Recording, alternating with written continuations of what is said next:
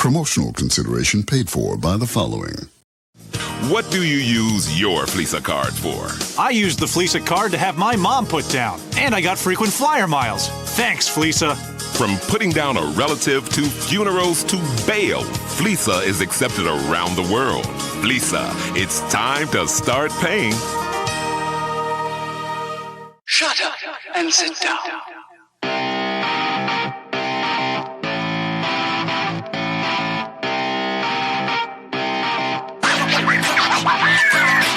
What's up, everybody? Welcome back to Third Shift. This is episode 450, and I, of course, am your host, your funky leader, the greatest man who's ever lived. It's me, it's Matt, and I gotta tell you, I'm pumped for the show. I didn't even know I was opening. I looked up and it said Matt opens, and I went, oh God, here we go.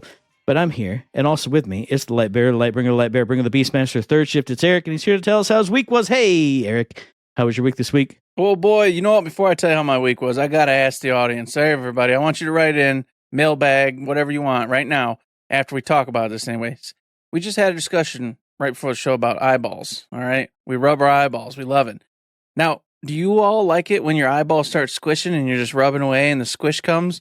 And then you're like, oh, that's it. That's the magic. That's the good stuff. You know, we just said my wife, she hates it. It drives her absolutely insane. But I think that's the greatest thing in the world. I sit there just with the squish eyes the whole time. Matt loves the squish eye. I love the squish eye. What about the rest of you out there? You love squish eye? You like the squishy squish? Or are you like, no. We ain't about the squish. Stop touching your eye. Just want to know. It's a question. Now, see, I said it with 100% pride. It is the best. But now you get me like live on a podcast, recording into, talking to a million people out there in the world. I'm like, I don't know that we should be talking about this, Eric. I don't know if I agree with this. Let's talk about anything else. I don't know that people should know that I'm like a weird eye-rubbing pervert. Yeah, well, it's too late. We both love rubbing our eyes and getting the squish. It's too late. It's out in the world now. And with that, I'll tell you, the week, it's been a week, been pretty busy, been ups and downs all around. You know the rigmarole. But I'm doing something really cool and something I'm excited about. And I'll get into it before I tell you about some video games. Had a buddy at work goes, hey, man, I got this like old CRTV, sitting down in my garage or something, and I'm going to throw it out. And I'm like, don't throw it out. Yeah, I love that this asshole gave it to you instead of me. Mm-hmm. Like, he talked to me about it. I was like, yeah, I gave him his TV. And I was just, I had to resist. I did resist. Mm-hmm. I wanted to punch this man right in his eyeball. I wanted to make his eye go squishy in a bad way. But I resisted, so go ahead, tell the people. But see, here's the deal. I'm actively going to use it and doing something about it, all right? He gave me this TV, and I got real stoked. I said, you know what? Let's actually do this thing. Let's do this. So I bought a brand new desk, and it's here. It's sitting right there. I'm going to be putting it together tomorrow, probably, and putting it up. I've got a Sega Nomad, which he also gave me a long time ago, which has a broken screen, but the system itself works. So I was like looking around at replacing the screen, but apparently nobody knows how to do it. So I'm like, well, maybe we'll figure that part out someday. But whatever, I can still use this thing. So I got it hooked up. I bought the AV cables, the DC cables, did the whole nine, bought the desk. I'm installing it in. I double checked the Nomad to make sure it does work. It does indeed work. So you can turn it on and the game plays, no problem. And I got a couple games. I got Light Crusader and I got Jurassic Park. And now I'm going to, of course, now that I'm in this to win it, I got to go to Dish Traders, and now I'm going to go buy some of my favorites from when, because I was a Sega kid. So I'm going to go buy some of my favorites, like Ray Star, Tin Head, Vector Man, Sonic 2 or 3, one of the two. I don't know which one. You know what I'm saying. I'm going to get there. We're going to get some good games for it. And above it, I'm installing that other 75-inch screen TV that I've had sitting here when I didn't know what to do with, this whole time. So I'm going to finally go ahead and rip down all the beer and stuff I had, put the TV up there, relocate everything, moving the curio over. It's a whole thing. All happening this weekend. Very excited. Can't wait. Can't wait to pop in Jurassic Park, which I played when I was a kid and hated because it was really difficult and the Raptors pissed me off constantly. But I'm going to play it on an old CRTV, and I'm going to have a great time, Matt. I'm going to have a great time, and I'm going to love the hell out of this thing. And then I'm going to be tempted. I'm going to be tempted to get a Nintendo again. Even though I sold 3 Nintendo. I had 3 Nintendos, man. 3 of them. I sold them all. Now I'm going to go buy another one. I'm going to buy one again to hook back up because I'm stupid, and I should have never just sold it in the first place. And you know what? I had like 240 Nintendo games. Sold them all. They're all gone. So now I got to go buy some Nintendo games again. See, this is another reason why that CRT should have come to me, because I literally have all the systems, all the games. Not all. Like I did sell like 10 or 15 when I was a dumb kid wanting more money for the next thing. But I got it all. I got it all. I got it all. I don't need to buy nothing. I just need to put the TV right, I don't know, like on this chair here and run like a dirty power plug over there, and we're good to go. We're good to go. I don't have to buy nothing. Come on. It's too bad, man. I got the Dreamcast. Gonna hook the Dreamcast up. I've got the Dreamcast too. Yep, I can play some Typing of the Dead right now if I want to. Golly. I can play some Dead or Alive. You know, some of my favorites. Some Soul Calibur, Evolution. What else? I got a few. I sold most of the games I had for Dreamcast, but I kept a few. So pop that back in. I'm very excited. I can't wait. I can't wait to play it. I have a feeling my Dreamcast isn't going to work though. I have a feeling it's dead, or I'm stupid and just have the wrong DC cable. I'm not sure which. But last time I tried to like power it up, nothing happened. But I literally just took a random DC cable that fit into its actual sprocket and tried it out. And so I'm going to go buy an official Dreamcast one, like I just did with the Sega Nomad, and I'm going to do it with that. And I'm hoping, fingers crossed, that I've taken really good care of this thing, so there shouldn't be anything wrong with it. But like I said, when I got stored away, somehow the cables, they went into a whole different bin, and that bin, who knows where it went, it disappeared. But anyways, that's the thing I'm doing. Can't wait to tell you guys next week how it works out and what I, kind of adventure I had. Maybe I'll get the girls down there and play some of these old games, and they'll go, "Oh, it's stupid." And I'll go, "Yeah, it is, but it's still cool. Leave me alone. What do you want from me?" And Matt will come over someday. He's going to come over. He's going to see all these big screen TVs I got, PSVR 2 unit hooked up. He can play old school games. He can come on. He's going to have a beer with me. We're going to hang out. It's going to be great. I was excited when you turn the TV on and like a bunch of like Howard World spiders and like fungi just come out of whatever and attack me. Why am my eyeballs so itchy? I'm rubbing in and it burns. It's scratchy. Oh no, this is not the good squish. It looks like Howard made an attempt to clean the TV, but you can tell that it has been sitting somewhere that receives lots of just dust and sadness. Yeah. So it's like and it's the same with the Sega Nomad. It's basically the same with everything Howard's given me. I'm very appreciative. Don't get me wrong, but everything he's given me has been like, hey, I've been in this sad hole, gathering God knows what for however long, and I'm like, dang, man. I will say all the PSP games he gave me, they're pretty nice, but they're, I think, in like a box that exactly fits them. Mm-hmm. But those are actually pretty nice. So yeah. So, awesome stuff. Can't wait. I told Howard, who's donor of all this crap, that I'll get him some pictures, take it to work. He's going to make a whole thing. He's going to love it. See that it's getting life again and not just sitting in his poor decrepit garage, dying and withering away till it's literally unusable and just thrown away as trash. Now I've talked forever, so I guess I'll just make this real short and sweet for my week. But anime, yep, that's the thing. I've been doing it. I've been watching all sorts of shows. I won't talk long on it, but there's a million of them this season. Like a lot of really decent ones. I don't think there's any like real big ones except for maybe Fire Force, but a lot of good ones nonetheless. So really enjoying this season of anime so far. Monster Hunter Wilds. Unfortunately, I haven't heard from my buddy Shay in like 2 weeks. I don't know if he disappeared or what. He did text me about another game, Clair Obscura, which I've been playing. But no mention of Monster Hunter, so I don't know if he got busy, what he's up to. But I've been playing. The spring events going on.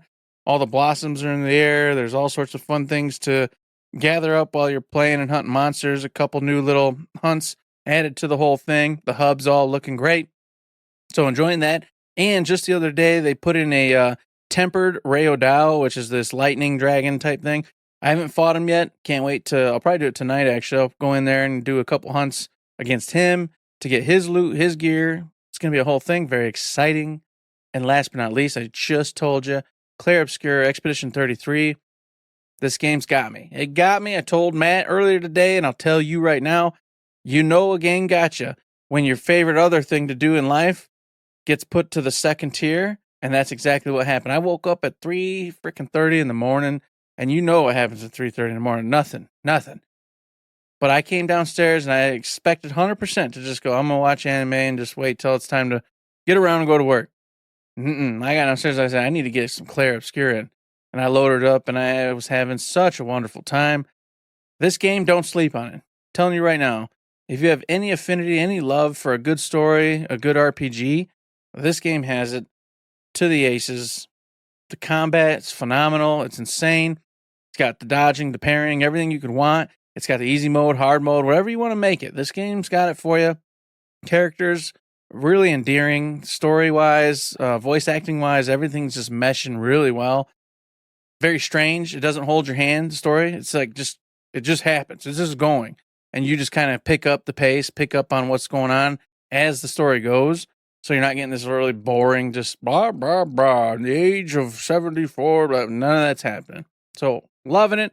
Can't really give any specifics just because Matt claims he's going to play this one. So we'll give him some time to play it and see how it goes. But eventually I really do want to talk some more about this game because it's very, very original in a lot of ways. So we'll go with that for now. That's been the week. It's been a great week overall, I'd say. What about you, Matt? I feel like it's been a bad week. I mean, it started off weird because of something that's going on at home, but that all went well. That all went really well, so there's nothing bad about it. But I think because I'm not going to go into details, but I had some really bad sleep as a part of getting that stuff taken care of, and I've just never caught up on it. So like this whole week, I've been telling Eric every day, I do sleep like crap, feel like crap, I don't want to be here today. That's been my whole week. So even though like nothing bad has happened at all, every day I just feel like, ugh. And today was like the worst of it. But right now I feel good. We're doing the show. We're having fun. We're talking about stuff. And let's see, it was 2 days ago as we're recording this. Went out to the Wharton Center for Ballet Biarritz, The Seasons, which it wasn't like a traditional ballet performance. It was more of like modern dance, but it was set to, The Seasons, the orchestral symphonic stuff from, I think it's Vivaldi. I'm not sure, but it was really good. Like there was a whole crew of people and they were dancing really well. With traditional ballet, you have a story like Swan Lake. It's a story. I've seen Cinderella. That's the story. This one, it's kind of just different scenes of dancing. And it was great. Like I will always say this is great, but just like I said with a different dance show that I went to see, I don't know what I'm supposed to take away from it. Like it was great, but was this part about a message about something? Was something happening, or was it just dancing? This one was a little sad. Is there like I don't know. I feel weird and uncultured when I go to see some of these just dance performances, because outside of just it's great and they're moving great to the music and it's really cool, I don't know what to do. But it was great. It was still a fun experience. Outside of that, have done nothing on the real life front. I am itching to see a play or a movie or something. I'm getting that itch right now. On the video game front, I've been playing some Xenogears. Got in a couple more streams, I think, over the weekend. Maybe just one. Hey, playing one of my favorite games ever on stream, having a lot of fun. It's great. And just last night, I was in Noble's chat of his stream because I was doing... What was I doing? I was editing the Shifter Monthly Topic and posting that up. So in the background, I had his stream up, and he's got a little like AI-powered chat bot that watches his stream and automatically clips stuff out. And it like puts in a description and like a title and all this other stuff. And I went, I've seen it pop up a couple times, but I've never actually looked at it. So I clicked on it, looked at it, and was like, hey, for free, you can like put in a link to your YouTube video or stream URL, and we'll run it on yours. In the free version, you can do 2 of those a week. Paid versions get up more and more and more. So I did it, and it like makes little vertical slice videos for you of your things and puts in like the little subtitles that all the kids love to have on their videos. And I was just messing around with that yesterday for like 2 hours, making a bunch of little YouTube shorts that I could put up with my other YouTube export of my whole stream. I don't know. It was just a lot of fun. I was like, wow, look at this whole different avenue that I get to do for free. I don't expect it to drive content or whatever, but I'm like, I see streamers and other YouTubers do this short stuff all the time. And, you can go in and do Twitch clips, but I don't know how to like, it stacks your face cam on top of the gameplay, and you can like adjust the frames and stuff. You can adjust the fonts and colors of the subtitles and all this other stuff. It was a lot of fun. I was messing with it like, yeah, look at me. Look at me. I'm a little TikTok type of guy. Look at me go. So that was fun, but it ate up a lot of time. So last night I couldn't play the other game that I've been hooked on right now, which is the 100-line Last Defense Academy. I can't say anything about story of this game because if you spoil anything that's Danganronpa-ish, you should be tried for treason and like hung from the highest rope. So I won't say anything about that. The only thing I'll say is, and this isn't a spoiler because they're the very first things you see when you boot up the game. There are 2 mascot characters. I've just met the second one and done the battle after that. That's where I am in the story. It's so good. It's so much fun. It's kind of weird because as a Danganronpa player, there are characters in this game who have character designs so similar to previous Danganronpa characters that I have these like preconceived notions of how they're going to be. And I don't know if that's right or not right now. So I'm looking at this character and I'm like, are you actually a devious effer? Or are you the dumb idiot that you are showing right now in like the literal story? You say your plan was this, but was it not? Is this person actually going to twist and turn and be something over here? What about this person over here? And I know from Master Detective Archives Raincode, they took that previous Danganronpa knowledge and twisted it on you. So I'm expecting that to happen here, but I don't know yet. But the other thing about it is the battles are so much fun. Those tactical battles. I should have talked about it as a release, but I wanted to go in blind, and I'm so glad that I did, because stacking your skills on top of other people's skills, getting exhausted, but then also using that to maneuver yourself just enough to trip an enemy that gives you more AP to let you act even further down the line. The way you can overclock your voltage by doing so many things and get yourself even more super attacks. Oh my God, it's so cool. And I feel like I'm just like a drop in the bucket right now, because I just started getting other characters who, if the voltage is high enough, they get buffs. So if I'm already doing this to like max out my voltage in the battles, and I know that doesn't make any sense to anybody who hasn't played it or heard about it, but it's like an ultimate bar. You max it out and then you can use chunks of it for special attacks. But if I'm already doing that and maxing it out, then this guy in his normal attacks is going to be even stronger. And this lady over here has got another bonus. Met a new character who functions totally differently. When Eric said, you know, you're in on something when that's all you want to do, and like you get up early and you run downstairs and do it. For me, when I know I'm fiending for something is when I don't have time to play it, and it makes me super depressed and like angry. Like I put up the Shift of Money topic yesterday, messed around with the AI thing, watched Dynamite. All right, it's time to get lunch ready and go to bed. I had a great night. I did 3 fun things that I love to do, but I didn't play 100 Line, and I'm flipping mad about it. So it's not a happy that it gets my hooks in me, because it makes me feel bad when I don't get to play it. When I get to play it, oh baby, there's nothing better. I love that game so much. Expedition 33 will be after this, but this is just, woo, so far, I love it. Now, I know I said that about Master Detective Archives Raincode before I started not loving that. Hopefully this doesn't go down a path like that, but the battles are so much fun. So even if the story goes, at least the battles are going to be there. Ooh, baby, it was a great week. Look at these things I did that were great. God damn it. Well, I hope it stays good. And you know why? Because it's something I knew, then forgot, then found out again. It's the Wild Arms team that teamed up with the Danganronpa team. So this is the peeps that did Wild Arms and the Danganronpa team who created this game. So I'm like, no, I really have to play it, because I'm a Wild Arms freakazoid. I loved Wild Arms 2, Wild Arms 3. Had a great time with those over the years. So I'm like, wow. And I've always wanted to dabble with Danganronpa, just never felt like I could pop in. And it was like, I missed the boat on that one. So this is it. This could be my end. So I'm excited to play it too. But I'm also excited to play another game, Matt. Game that I didn't give the shot it should have gotten. And that's Days Gone Remastered. It was the original Days Gone that I have actually played, of course. But Ben Studio went ahead and remastered this bad boy. Got it all spiced up, jazzed up, ready for the PS5 Pro and PS5 regular, of course. It's out right now. You can purchase it. You can play it. You can buy it. And I'll tell you this. I got the original way back in the day, and I got overwhelmed. The motorcycle thing was just kind of weird. I didn't like it. It was bugging me.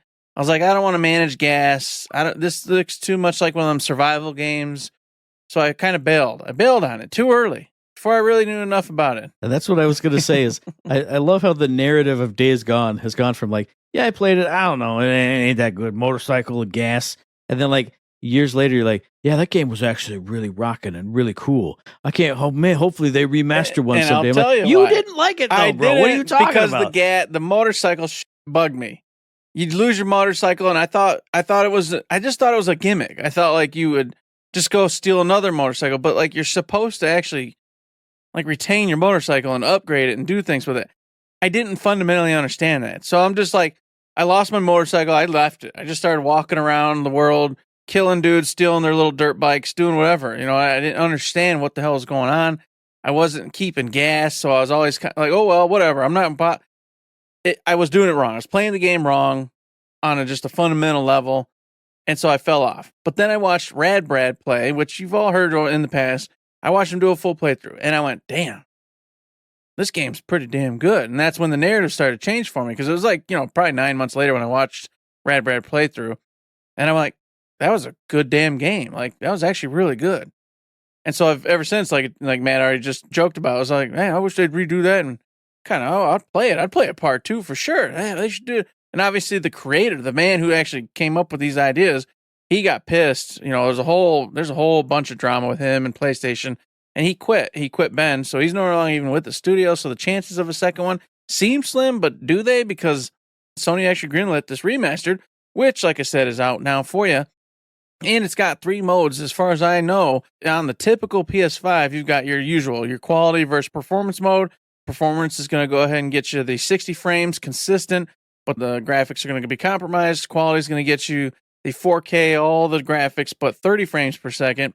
Everyone recommends performance mode if you're going to play on the PS5, but the PS5 Pro has a third option where they use the PSSR to go ahead and fake upgrade, do all of its little magic stuff to get you the 60 frame, or actually it's not 60, I think it's like 45 frames plus 4K and all the goodies. So you can kind of do a half-C on the PS5 Pro and get a little bit of extra of everything. I haven't seen much on whether that's like awesome, the way to go, or you just stay down at the performance mode. But either way, the graphics are better. All sorts of things have been kind of like just moved around, kinked out a little bit. You get bigger hordes now with the freakers and stuff, because obviously the power's there, so they can get more freakers coming at you, which is the coolest part of Days Gone. So when you're getting them giant hordes chasing you and you're having to react to it, it was kind of a selling point back when Days Gone originally released, but they weren't able to fully realize it just because of the capabilities of the PS4. So yeah, it's out. I don't really need to talk you too much about, Deacon St. John and Boozer going on an adventure, trying to find his wife, his lady, and of course, all these weird government officials trying to keep things hush-hush about all the freakers and the bad dudes, and then everyone's gone freaking nuts, and they're all in these little camps killing each other. Post-apocalyptic game, really good. I think it's really, well, everybody knows it's mixed. Everyone had a lot of opinions back in the day, but I'd say give it a look. I want to play it. I want to check it out, and I think y'all should give it a old good 2 as well. Another game you should give another old good 2 as well is a game called FREERIDE, which I had never heard of, which came out today as we're recording this, developed by Flighty Felon Games, published by Future Friends Games for PC and Nintendo Switch. And this is a game in which you are a character who is kind of a blank slate. You're playing kind of as you, essentially, so your little avatar is a blank slate, and you're waiting for a train, and the train that comes actually takes you to the spirit world. It's not like a creepy scenario. It's you go and you find all these spirits, and most of them, from what I've seen, I watched a couple of reviews, one from I Dream of Indie and one from Noisy Pixel. Most of the characters are sort of animal-based, like sort of anthropomorphic animals, but what you're doing essentially is going around and talking to all these people and figuring out like what they have left to do, their unfinished business, and helping them finish that business. It's a very loosey-goosey type of a game from what I understand. There's not like a really firm story. There's not like, meet this character and now he's the antagonist and all this other stuff. It's kind of just going around and doing stuff how you want to do it, when you want to do it.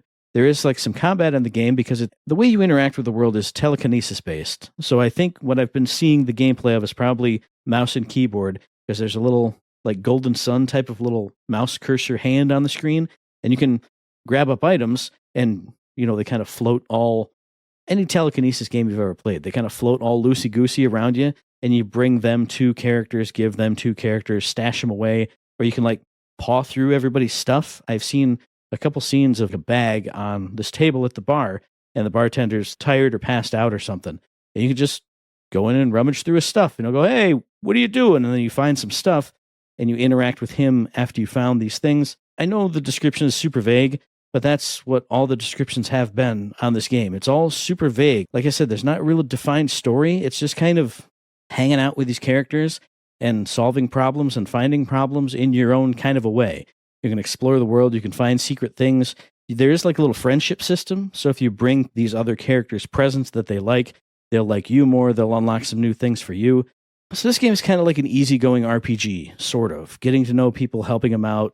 But it's also a personality test, is what they say in all the marketing, in every trailer, in every review. They say, hey, it's a personality test. So when you get to the end of an act, there's another character who pops up and goes, hey, I've been analyzing what you've been doing, and here's, one of the 8 different aspects that you've been showing off in this act.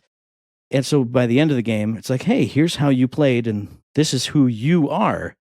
And one of the reviews I saw said, that's really cool, and I love doing it, and I wanted to replay it again to see what kind of different actions would give me a different result.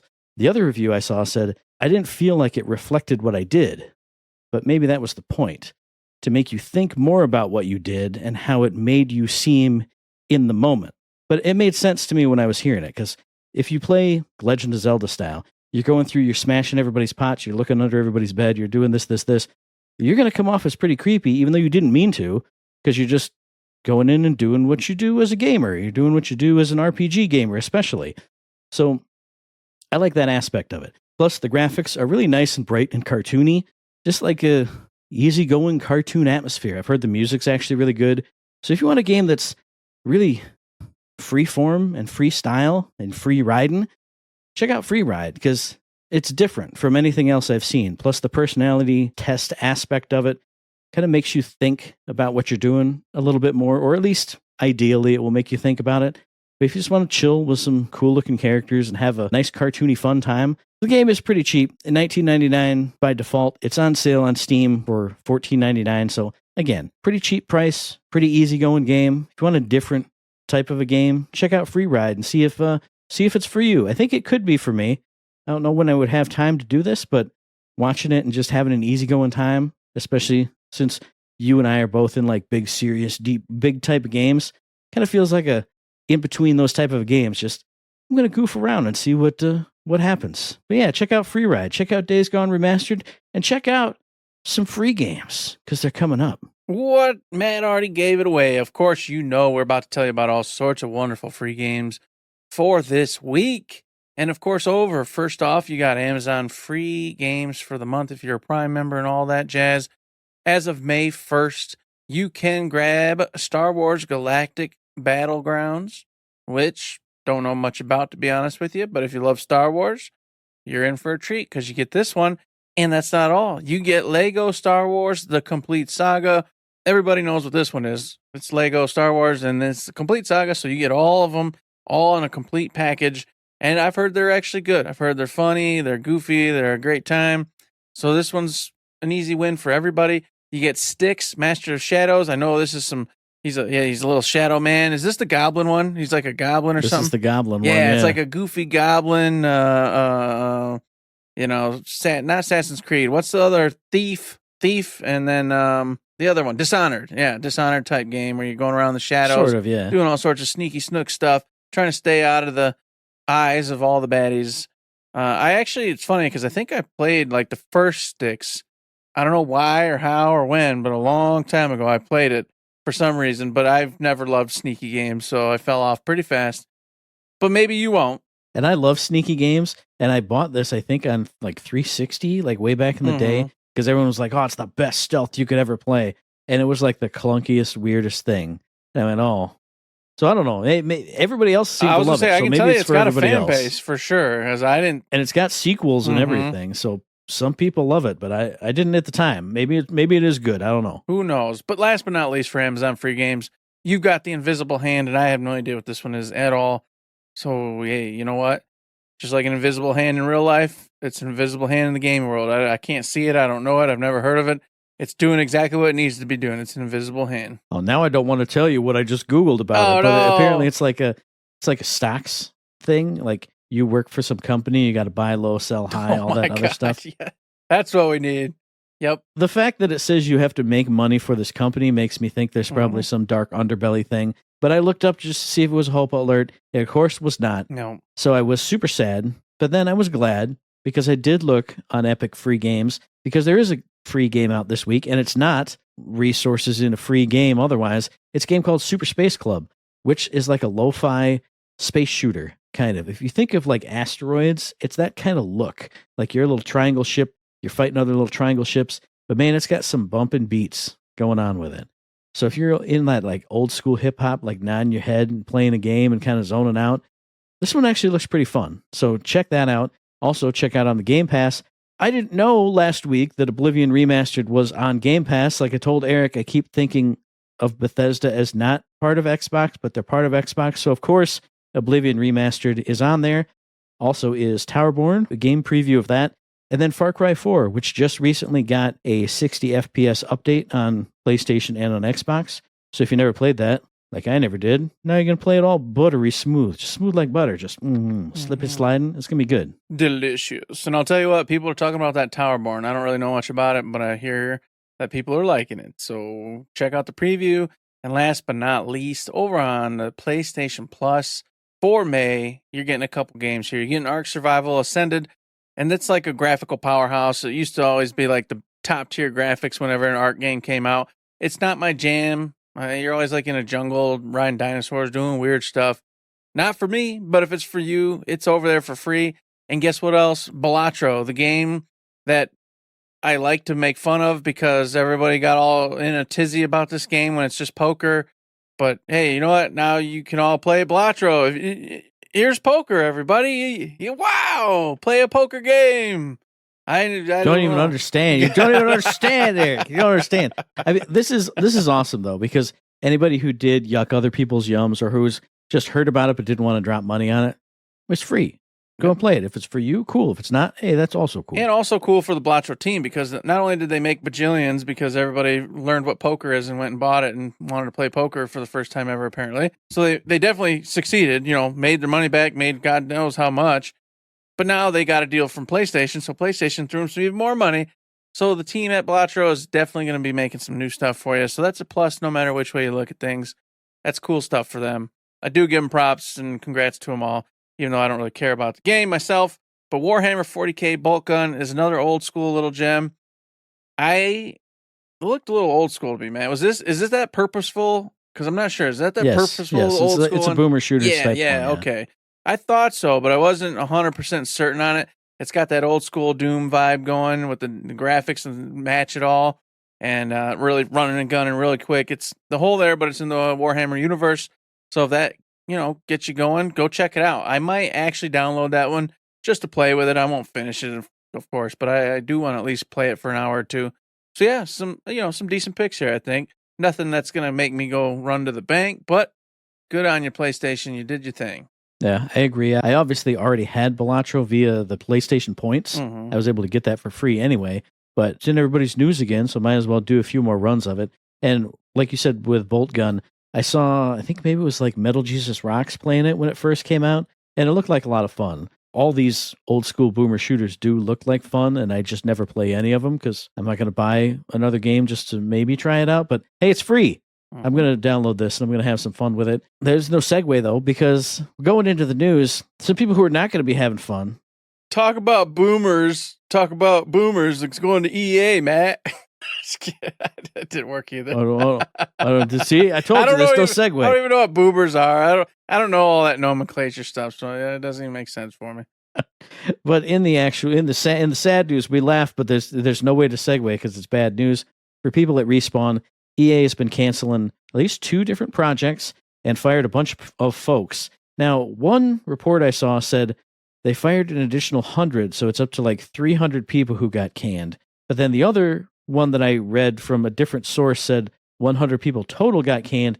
Regardless, jobs are being lost and titles are being canceled. And one of them was reportedly a Titanfall universe extraction shooter, which made me sad, but also not too sad because I'm not really into extraction shooters. But it was at least a new Titanfall universe project. So maybe there was hope for it to be actually really cool and ignite interest in the Titanfall franchise again. And instead, they're getting wiped out now. There's probably not ever going to be another Titanfall. We all knew that. But now I'm even sadder. Eric and I talked about it off air. These are the people who made the Jedi games in the recent years. So probably no more of those either. I don't know, just bad news. Hey, we're here to bring you bad news, folks. Feel bad. It's bad, but it ain't so bad, all right? IGN put out an article here and had it updated about 4:29 a.m. today. Or yesterday, sorry, not today. But it's 100 job cuts from the Respawn team and then 300 total. So 200 more from different divisions within EA spread out were let go.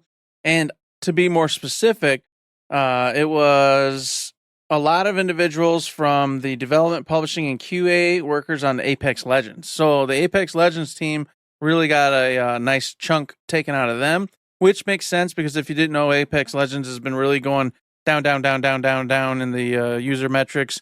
It's kind of, fading off at this point. That does make sense. And then a group of individuals working on the Jedi team were let go. So that could mean anything. Maybe we'll be okay with the Jedi team. I don't know. That does seem kind of strange, though.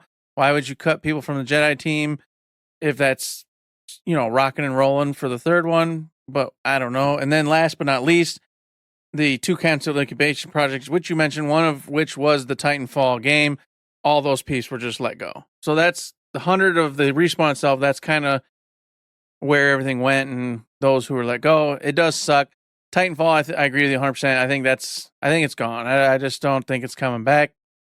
And it's over, man. It's just over. A whole cool idea dead. It just makes me mad. It doesn't. I know a lot of people love Apex Legends, so I don't want to be like, it makes me mad that that's going to be like their lasting legacy. But Titanfall, to me, was so much cooler. Apex Legends, it's a fun idea, but it's not for me. But Titanfall was for me. It was for me. And I loved it, and it was great. And I just want more of it, and I'm never going to get more of it. And I don't know. Go on to the next news. I'm fucking sad again. It's another bad week for Matt. The last thing I'll say on that is let's cross your fingers and hope that Apex Legends and a gambit to get attention again comes out with Apex Legends 2, and they use the mechs. They use the whatever. They get inside of the robots. They do it, Matt. Come on. I don't know. The Titans. I don't know why I couldn't think of Titans. Don't ask me. I'm just searching. I'm floundering for the word. I'm like, I know what to call it. I just read the damn article. Oh, goodness. But yeah, so hopefully maybe Apex will carry on at least somewhat with the Titans and do something, because that's what everybody really wants. It's what they've always wanted. But I don't know. Or they just let Apex Legends go as well, and it all fades to dust, and it's over. Well, that's what it's going to be, because that's how the video game industry is. Probably. Blah. But it is weird, though, because I did see in an article just while you were talking that like last February they admitted that Apex was not in the spot they wanted it to be, and they're hoping to do a little refresh of it. And it's so weird to have something that was like, for a time at least, it was eating Fortnite's lunch. It was like the new hotness. And now it's like Fortnite ate its lunch and double back. Because everybody loves Fortnite because it's got all the different modes in it now. And Apex is just Apex. So I think it kind of fell out of favor that way. Just weird that trumped it and then immediately fell off. No, not immediately, but you know what I mean. But slowly just died out while Fortnite just kept growing, even though it got bit a few times. Well, it just says that, Fortnite was a massive fish to begin with. And even though it gets chomped on some, it ain't going down. Sorry. But anywho, we're not done. Bad news is there's more bad news, Matt. We ain't done with it. All right? Because Xbox, and we already knew this was coming. We said it. We've got it said right on a show. A few shows ago, when we talked about Mario Kart World. Xbox is raising the price of consoles, games, and accessories. We understand that these changes are challenging. According to Xbox, and from a wonderful article done over here on Pure Xbox, it talks about their decision to raise the price of all their stuff. And it says, due to the challenging climate and conditions, we've decided to raise the price of everything we sell. Games will be going for $80. Consoles will be getting different price range updates.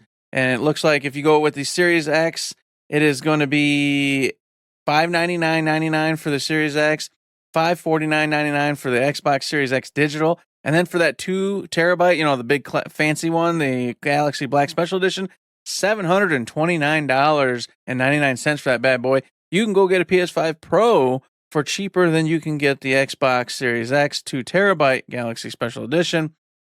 Once this takes effect, which, guess what? It takes effect immediately. So as of now, May 1st, these are the new prices. Your Series S is now $379.99, and your Series S 1 terabyte is $429.99. And then, of course, accessories are going to go up in price too, but I'm not going to list all those because it's a whole bunch of stuff. But in a nutshell, exactly what we said was going to happen is happening. Nintendo broke the ice, and now everybody goes, yep, this is it. This is what we do.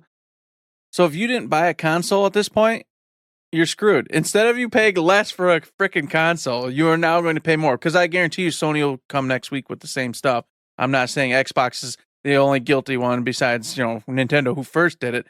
So Sony's going to follow suit. This is just, it's coming. So go buy yourself a damn PlayStation literally now, because this is your last opportunity before you're going to pay probably around whatever these Xbox prices are, and 100 extra for the big dog one and 40, $50 for the regular version. And we say buy it now and save your bacon now, assuming that you are in the US, because they have already done that in like the UK, New Zealand, and Australia. They did just bump up all their prices there. So just like we said before, so it's coming home to roost in the US pretty damn soon. Yep. It's going to happen. And it's sad, and it made me feel like mad and angry when I looked at that, the first article talking about it. But I got my Series S and I got my Series X, so I guess I'm okay on that front for now until a game comes out that's not on Game Pass that I'm going to need to get and actually buy, and then I'll be sad again. But that's life. Everything's going to be more expensive all the time. It sucks. It's bad. It's not good. They shouldn't be doing it. I think it's BS, to be honest with you. But as Matt says, we ain't changing nothing. It is what it is, and it's coming. And you're going to just have to figure it out. Make gaming a kind of a little more fancier hobby to have, I suppose. Maybe I'll get to sit and sip my rich coffee with the rich people and say, I have this fancy hobby too. I video game. And you must be rich to video game. Like how they used to do at the yachts. Every rich person has a yacht. I'll be able to join that club because video games going to be so fucking expensive that I'm rich if I can play it. It's great. No. What's going to happen is you're going to become, okay, don't say this. Don't say this on the podcast. Cut this. You're going to become like everybody else and just live paycheck to paycheck and go, I could. I had to ditch the water bill this month. They're going to be hounding me. I had a headlight out, but I got to drive out with that for 14 years because I bought a video game last week. Pay for the headlight. The tires, they're bald. They're so bald. I can't. Slide all over the road. Probably going to die tomorrow, but I got the new Skyrim, so I'm happy. But no, okay, we're going to go from bad news to good news. Maybe it's good news. Who knows? Maybe it's good for you. Maybe it's good for me. Maybe it's good for everybody. Because Borderlands 4, in a release date shift that was spoiled the day before, I think it was supposed to be shown off at the State of Play, but Randy tweeted it out too early, and then everybody got a hold of it. They've moved up 1 week. They moved up to like the 12th of September from the whatever they were. Because I looked, and I was like, what's on? It was the 23rd is what it was supposed to be on, because I remember that, and I looked it up. What's on the 23rd? Marathon. Nobody's going to play that. That's going to fail. Who cares? That's dumb. But then it got everybody with their speculation bubble on for Grand Theft Auto 6, saying, oh, it's coming. It's coming. It's coming like right in between those two or something like that. I don't know. Maybe. But hey. Randy came out and specifically said it has nothing to do with that speculated. Yeah, that's what you would say if you had the insider info and somebody said, is it because of that? But then you also know, did you know, Matt? He also released a Twitter before that said we were forced to move our date up, and then he deleted that Twitter. And then he posted the other one later saying it had nothing to do with any speculated release dates or anything. We were just confident in the game being finished, et cetera, et cetera, et cetera. So somebody got to him, told him what he was supposed to say, and he deleted, of course, the bad one and put up the good one. So, yeah, speculation is still flying all over the place on if it means GTA is coming, because they obviously know when it is coming. The back end of thing, 2K is not going to let their brands just die and collapse around the big old GTA. So it just makes sense. Okay, look, I was going to say none of them affect each other. Who cares? But they do. Because they do, but they don't, but they do. I understand. Because everybody loves GTA. It's a generic game. GTA is like the generic game that every idiot, every hardcore player, every casual stupid fool, everybody's going to play GTA. And guess what? There's a chunk of those people that would have played Borderlands, but GTA is going to trump it. So they want to get their game out there before that hits. It's just the truth, man. It's huge. Well, I think I was thinking of it more from the $80 game standpoint of if you have to spend $80 this month, and especially, you're on a budget or whatever, which one are you going to get?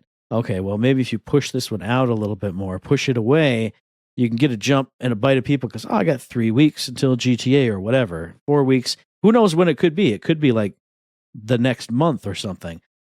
Well, the big rumor right now, though, is GTA is going to be $100 and then the $150 for the deluxe edition. So it's $100 for GTA. So yes, it's even worse.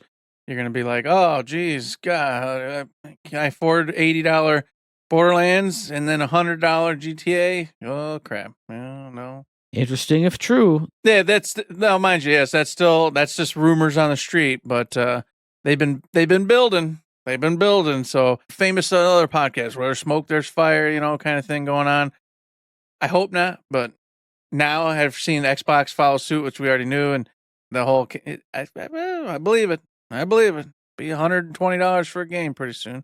There are very few games I would spend $100 on. Right? Very few franchises, and GTA used to be one of them, but I don't know if it is anymore. But hey, look, but we don't know. We're just rambling on. Yeah, we're going on a tangent. So wrapping it back up into push the tangent back around to the previous topic. Borderlands 4. Hey, they had the Borderlands 4 State of Play just yesterday as we're recording this, as we're talking about it. Oh boy, I said it in the Discord. I'm going to start off just by saying what I said in the Discord. I'm sort of excited and I'm sort of not excited. What is your reaction to the State of Play, Mr. Eric? Because we haven't talked about it at all. So surprise me or don't. I was stoked. I am so pumped about this. It's basically Borderlands Destiny. And I am all about it. Everybody knows I played Destiny for 100 plus years, did all the things. And that's Borderlands looked at. There's no way they didn't. They looked at Destiny, and this has definitely got some influence from it. They've got these awesome environments, huge environments for you to explore. They're giving you your little jet rider, thing to go riding on, just like your Sparrow from Destiny. They're giving open world events happening all around you, just like Destiny did. They're giving you missions that you just pick up when you come into the actual environment, wherever that mission is happening, just like Destiny did. There's a whole bunch happening here. That's just me mixing two games that I love and their worlds together. So on the world front and the mission front, I'm really stoked for it. It looks like it's going to be a ton of fun, and it looks like they're going to have a lot of secrets. They didn't show Borderlands symbols, and they better freaking have them this time around, because they really screwed up with Borderlands 3 with not having them. But with these larger environments and more, not open world, they said it's not a complete open world, but with a more open world game, I hope they have those environments attached to it. And of course, they showcased 2 Vault Hunters, Matt, of the 4 originals, the starters or whatever.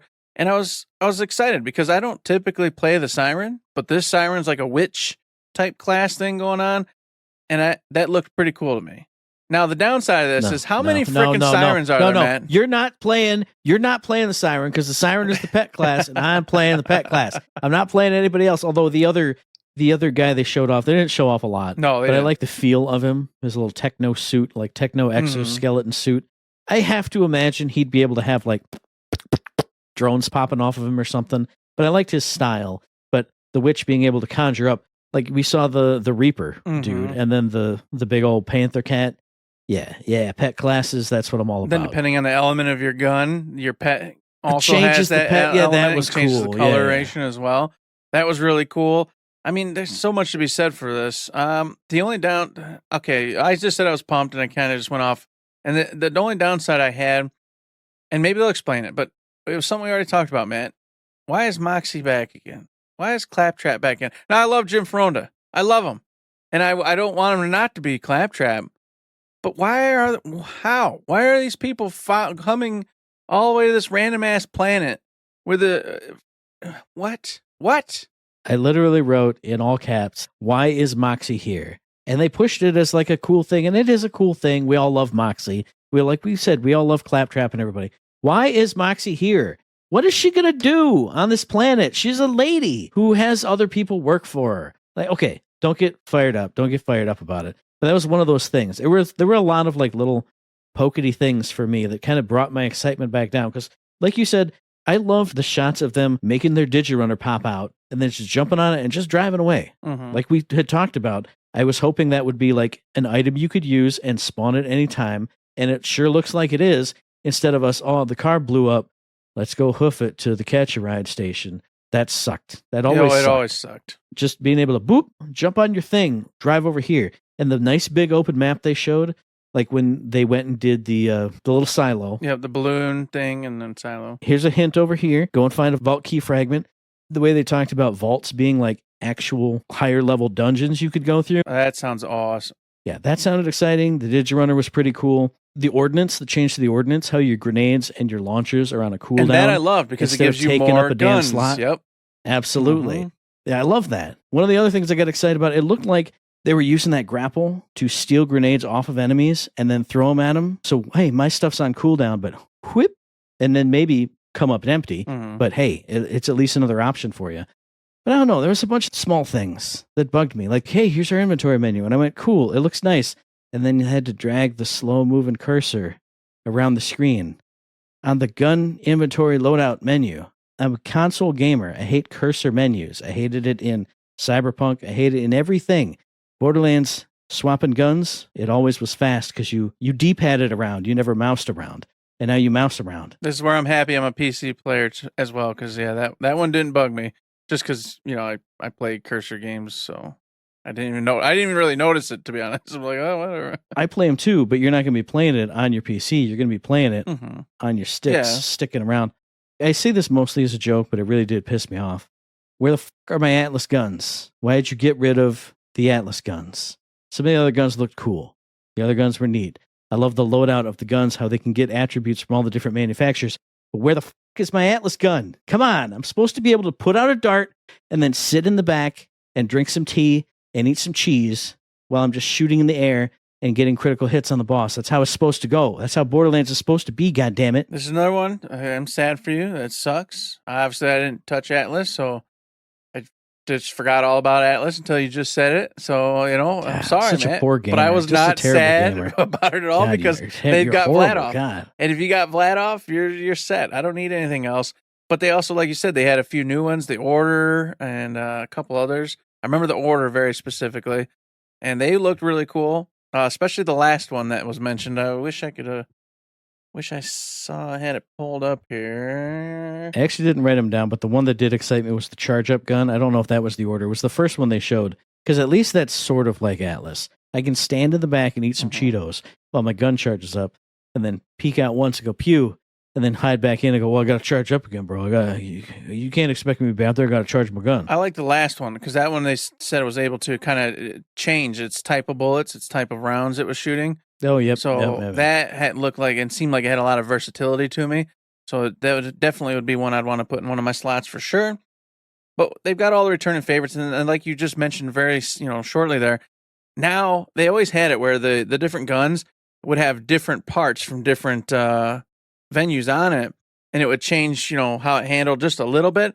And so for like the uber Borderlands players, that was a big deal. It would they'd be like, oh, you got a min max stock of this whatever. Yeah. Now they've made it a big deal, just period. You're going to want to find that perfect one for you and your playstyle and what you're trying to accomplish.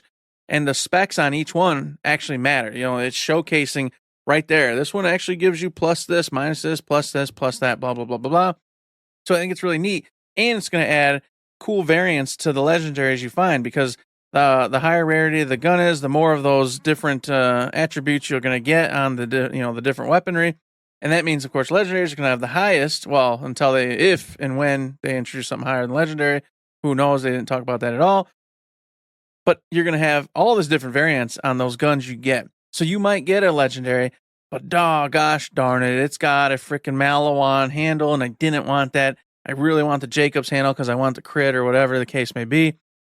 And so you keep hunting and you keep farming. And then on top of that, they said they made farming way easier, because instead of having to reload, save, quit, reload, nope, you just go to Moxie and you go reload mission, reload boss, whatever it is, boop, and you're right back at it. You're still with your friends hanging out in the same game, because guess what else they added back? They added the individual team up, the lobby. So you can join your friends in the lobby, and no matter what, you're together. Anything you do, save, quit out of, go to, you're warping in together. You don't got to reload, reboot, redo the team. All that's gone. They made it really simple and easy to play with other people. So that was another thing that was very exciting and very cool to see and hear. Yeah, I was definitely going to mention the boss replay, because I hate farming. I don't like farming. But if you could make it as easy as I walk back out of the room and I flip a switch and then the boss is back there, I'm going to do it 5 to 10 times instead of 1 to 0 times. So that at least is good. It's not really for me, but it is good. And then you mentioned the legendaries. They talked about doing exactly what we talked about in the Discord, making legendaries legendary again, making them mean something when they drop, making them have, obviously they always had the really cool effects, but making them stand out even further and be rarer and make blues and purples actually mean something. So as long as they do that, that'll be great. Because nothing was better than a legendary that actually changed the goddamn game up versus a legendary that was just better than the purple version of this gun. And it does one thing cool, like the OPQ system. I had that forever, but I basically just ran it like any other Atlas gun. It just did better damage. And there was, what was the one? There was another one. Maybe it was just the OPQ system in the DLC when you were in the mansion, and the secondary thing like spawned a secondary gun, but it did way less damage than the regular version. Mm-hmm. So I always just used the regular. And the gun was great, and I loved it, but it was basically just a boosted up a little bit Atlas gun. So hopefully legendaries are really unique and cool, like the Bane, like something like what was it called, the Flacker when you first got that, or your shotgun that you had that ricocheted off of every single wall and just changed the whole game up. Hopefully they managed to do that again here. The conference call from the old school. Borderlands That's what 2. it was. Yeah. Yep. Well, they claim that's what they're doing. So if they follow through with it, I'm very excited. And I'm also very excited, just like you said, to see that they're coming with the legendaries are going to be legendary again. They're not dropping all over the place. You're going to have to farm for them, and you just get lucky with, random drops, of course. Mm-hmm. And the one thing I'm happy about, but also kind of sad about, is individual loot. It's individual loot and everything, and that's cool. Overall, it ends up being, I think, the best case scenario, but part of me just misses when loot would drop and you'd have to stop and go, what do we got? Yep. Hey, okay, you take half, I'll just take half. Or if something cool dropped, hey, look at it. What's it? Okay, does that suit your playstyle or my playstyle?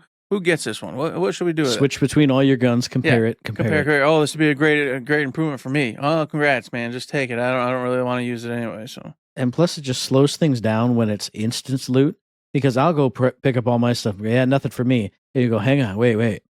I got a cool shotty over here. Okay, I made a decision on that. But there's also a nice SMG over here too. And I'm looking at your character, looking at nothing, instead of you actually looking at the thing that I can look at and see, I see why he likes it. Look at this. It's got a cool thing. Instead, it's just gone, which, like you said, it's better overall. I would much prefer that. So if a legendary drops, it's mine. It's not ours to talk about and bicker over, but I miss that too, though. Well, I miss that because Matt, if you don't know, Matt's a greedy guy. So I can already see cases where, a legendary drops and it's not what he would normally use, but Eric's obviously a liar it's too, his so legendary. you know this is untrue. This is not true. Actual truth. Matt is, no, he gaslights you guys so much. It's ridiculous. All Eric does is lie. I'm telling you. God. And Matt will just be like, bro, I'm just going to keep it. I'm like, I actually use shotguns. They're mine. Give me the shotgun. No, I'm going to make this work for me. Damn it. I always use rocket launchers. Yeah. What are you talking about? I've never seen you use it once. What? And then a week later, he'll send it to me because he actually wasn't going to ever use it. And finally goes, I'll just give it to him. But, it makes me sad for a week when, I could have had it that same night and had more drunken times with it. Yeah, he does that to me. And it's sad. It hurts my soul. Where when it bends the old school way, we could actually go, no. This is the real deal. This ain't for Judy. We're not goofing off here. I use this. This is mine. Or like we used to do, hey, one's yours, one's mine. You get the trump because it's yours, period, because it's supposed to be. But when have you ever used that? Don't say it's always that way. It was like, oh, sweet, legendary. Oh, it's a launcher. I don't need it. You can have it. Yeah. Oh, you sure? Yeah. Okay. Because we're good guys. We're not horrible people. Come on. We're not horrible. No. It's goofing off. But, there's that. We already touched on the ordnance. That's really cool. I'm glad to see that's going to its own thing, which, of course, incentivizes you to just use it and have fun with it. Really appreciating that. And then there was something else that was real big for me. The skill tree. The skill tree is completely redone again. Has all new everything. I didn't really get much from this. Maybe I just wasn't paying close enough attention. I was, watching it at lunchtime. But apparently there's also on top of the skill tree, and you're going to be able to do all sorts of different stuff, which you typically get to do. You can now put these like augment enhancements in to change the core function of whatever it is, or enhance the core function of whatever your different skills are. So not only can you build something in one, in a build, but now you can change it even more with these different enhancements. So both of you could be a lightning mage, but you might be a completely different kind of lightning mage from the next guy or gal. that sounds really neat. I want to see a lot more, and I want to see a deep dive into the skill trees and how many of these enhancements are there for these different skills and what's going on with that. And of course, they mentioned in that same breath how each Vault Hunter has like a key attribute, a key thing for them, and that was pretty neat, just for fun sakes. But what did you think? Just like you, I didn't get a lot out of it. It sounds good. It's like I always say, I want to see these skill trees because they talked about, hey, they get 3 different action skills each. But we had that last time, and I only ever used the one. So how different are they going to be? Like you said with the enhancements, I want to know how expensive they are. Is that half a skill point, or is that a full skill point? So I'm not going to get to my capstone if I enhance everything? Or am I going to be able to do that and do that on top of that? What's the max level cap? What's the max skill point cap? I want to know way more details. What they said sounded good. No problems there. No nothing. But I want to know more. And then one more thing for me. It wasn't a big thing, but I know when I was in Noble's stream, he was talking it up. The rev packs. You can actually have a med pack or a booster or a buffer just as part of your build. And then, because there's nothing I hated more in Borderlands. And this isn't a big thing. But when you're walking around with 10 HP, you can't buy a heal pot that just randomly drops from whatever. And it never seemed to drop when you were super low and you really needed it. And all you had was your shield. And maybe you had on one of those crappy shields that had like 20 capacity because it did something cool when it was out. But now you're effed. So having that in your back pocket, just, all right, I'm healing. I'm going to hide behind a rock and heal. Hang on. Or I'm going to buff up because, it's the boss. I'm going to buff my electricity against the electricity boss. Something cool in your back pocket. I like that idea. Something small, probably not a big game changer, but something that will change the game when you need it. I agree with that. I'm stoked for that. I'm a huge case scenario in that, actually. I'm always walking around at 10 HP, hoping that my natural regen gets me back up before we had another encounter or something, which it almost never did, even though I would always have some pieces on that would do that.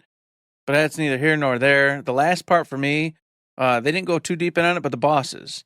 You know, they said there's going to be world events, there's going to be boss events, there's going to be these dungeons where you can get the Vault Hunter, the fragments, etc.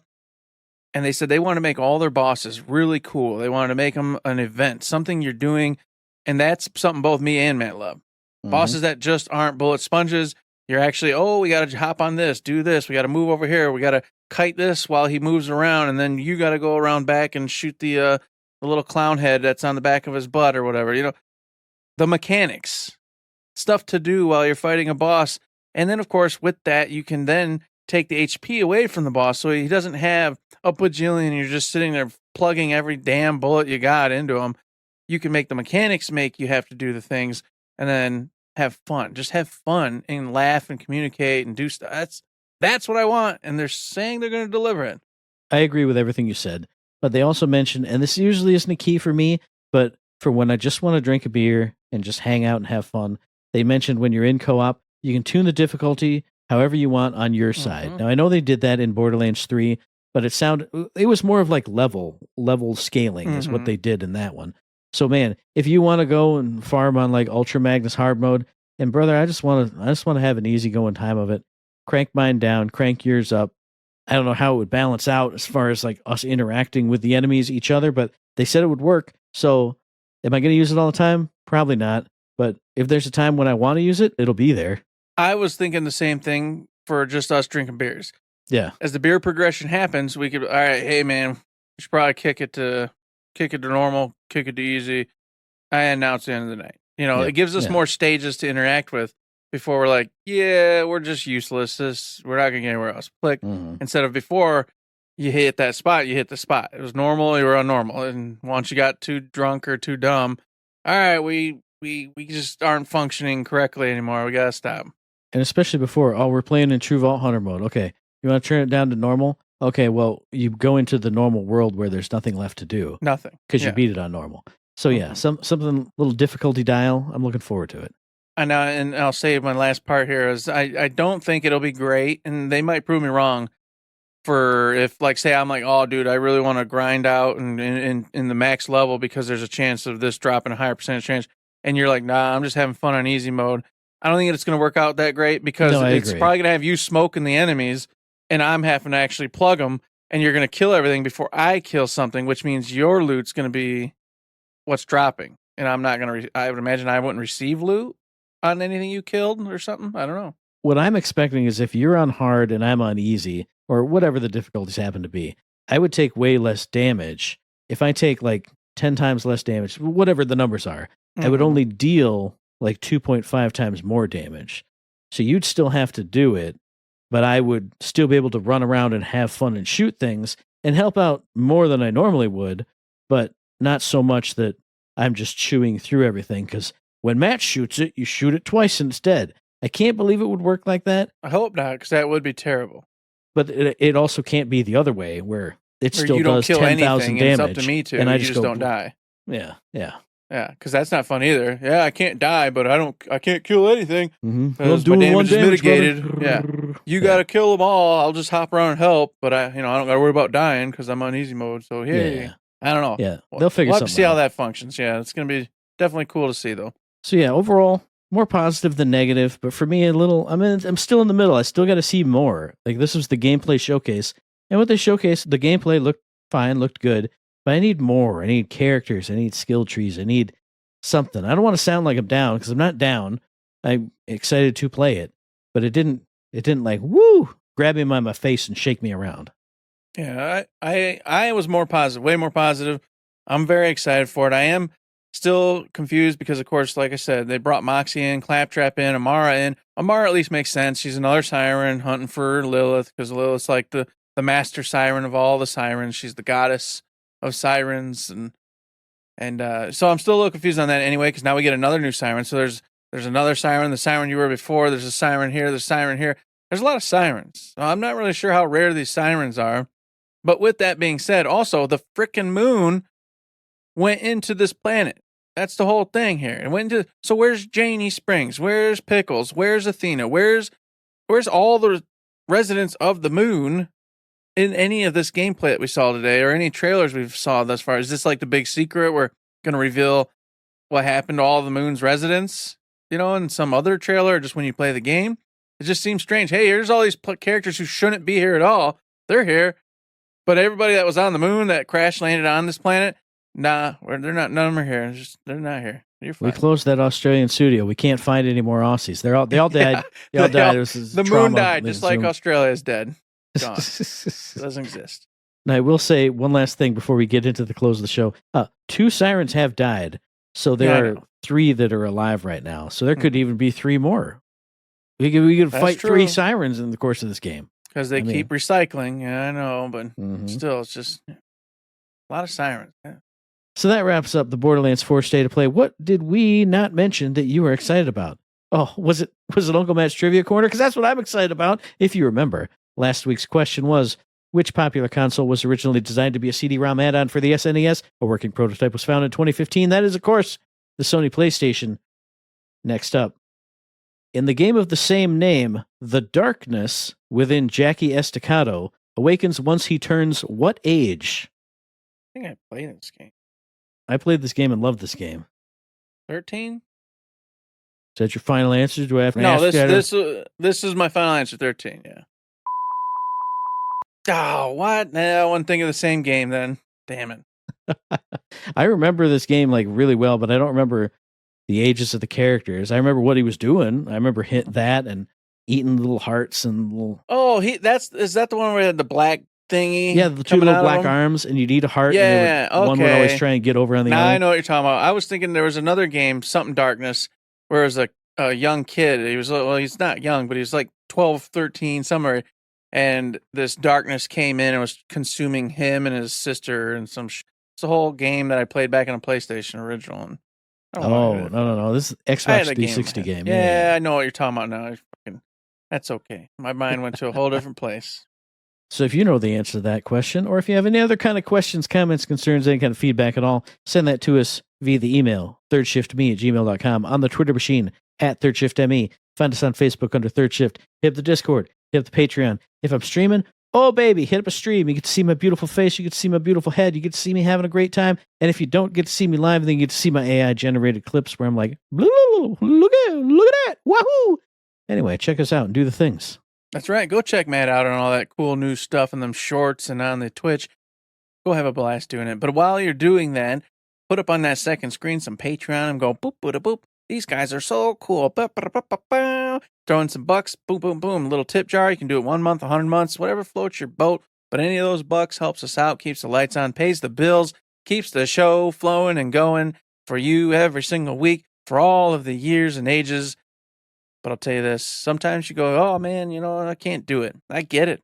But you can go over to the Discord and you can join it. And you could talk to us and just have a blast, ask questions, mailbag questions, and well, very specifically, and we'll talk about them and have episodes where we do whole stuff on it. You can also go over to the Apple Podcast, give us 5-star ratings, go to Spotify, give us 5-star ratings, go anywhere you can find and just spout good news of Third Shift. Just I want to give the good news of Third Shift, and then bring the folks on over, and the world keeps going, and we get more people, and it's a whole thing, and we enjoy it, and we enjoy you, no matter how you participate. So keep on keeping on.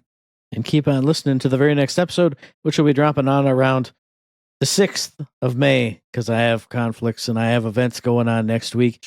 You can find that. I know these are all wrong. It doesn't matter. On iTunes, on Stitcher, on Podbean, on Spotify, and on YouTube. And as I always say, hey, if you like what we're doing, if you'd like to help us out, please give us a like, a rating, a review, a comment, a subscription, and any kind of good thing on any one of those good services, because it does help us out. And we really do appreciate it. I turned into a robot.